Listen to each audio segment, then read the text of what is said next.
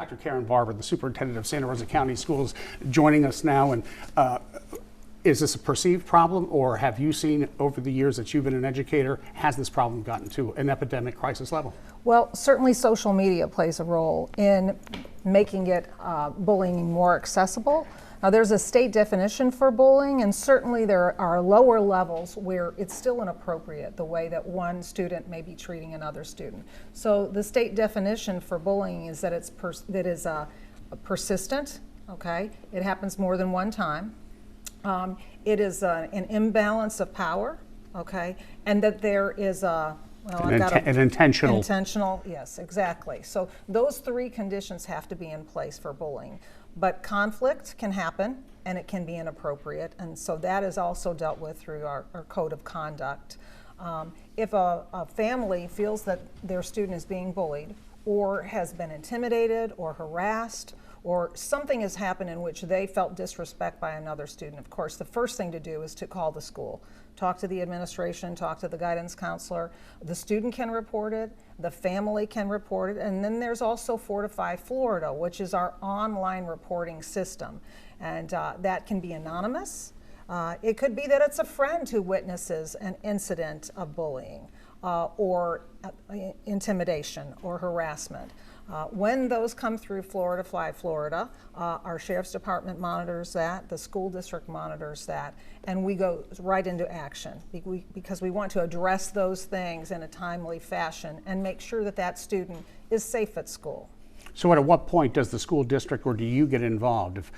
You mentioned to me just before the show how many cases you've seen in Santa Rosa County that fit that state definition. Yes, only 10 in Santa Rosa County meet the state definition. And what time frame are you talking about? Just this year? In this last school year. Okay. So Friday is our half day before Christmas vacation, and in half of a school year we've had 10 substantiated incidents of bullying, and the consequences for that can be all the way up to and including alternative placement for the student who is the perpetrator. So you get them out of the school and you put them into alternative education. Exactly.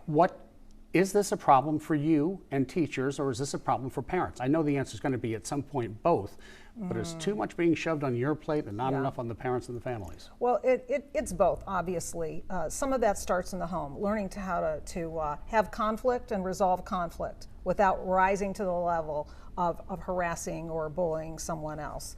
Understanding how to deal with your own emotions, and of course, children just don't automatically learn those. We have to set good examples for them. So quite honestly, with social media, the adults in the household need to be good role models.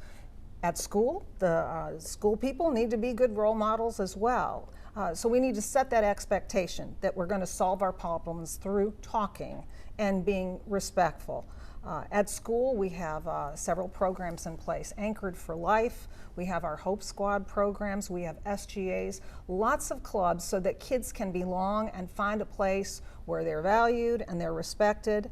But when things go wrong, we need to deal with them immediately, and we need to be consistent with consequences. Back to the Fortify Florida. This is like a Crime Stoppers for students, and it's anonymous, so kids who are worried about snitching, they don't have to worry about that. Is that being used enough, or are kids aware of this enough? They are. In fact, there's required training not only for students. So all of our students have been trained in using Fortify Florida, but parents have also been provided information, and that was required by the state of Florida and the Department of Education, that parents know that this resource is available. When somebody goes to Fortify Florida, we need them to be very specific about what happened. Give us details. If they don't give us a student name, if they don't tell us the day and the time and what happened in the situation, then sometimes we can get on a wild goose chase. So to resolve this situation as quickly as possible, we need as much detail as possible. So when a parent or a student or we get a report of bullying, the first thing we have to do is to start an investigation. First thing we do is talk with that student who is the victim. Okay, we get their side of the story, we get details, we see if there are videos, we ask if there are witnesses. If there are, then we talk with the witness. We also talk with the alleged bully to get their side of the story. So we collect all this information, and then we determine, is it repeated? Is it intentional? Is there an imbalance of power? If there are, then we give those consequences. We also want to make sure that we provide resources to the victim. Okay, they may need counseling. They may need to know that to learn skills to advocate for themselves. Is this consuming more of your time than you'd like it to? Is it taking more time today than it did 10, 20 years ago? Oh, absolutely. And Absolutely social media, it do you does. think, is the driving force behind much of it? I think social media is a lot of that. I think that we've lost our way as a society in having civil discourse. And I just saw a billboard as I was driving here that talked about, let's talk.